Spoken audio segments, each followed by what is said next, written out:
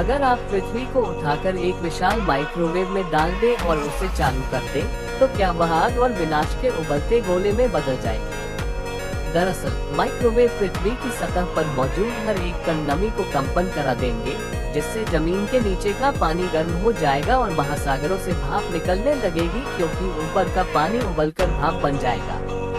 लेकिन ये तरंगे केवल कुछ इंच नीचे तक ही पहुंच पाएंगी, क्योंकि माइक्रोवेव ठोस चट्टान या पानी की गहरी परतों से गुजरने के लिए पर्याप्त शक्तिशाली नहीं होते हैं, यानी केवल पतली बाहरी परत ही वास्तव में गर्म होगी। अगर आप ऐसी जानकारी चाहते हैं तो सब्सक्राइब कीजिए।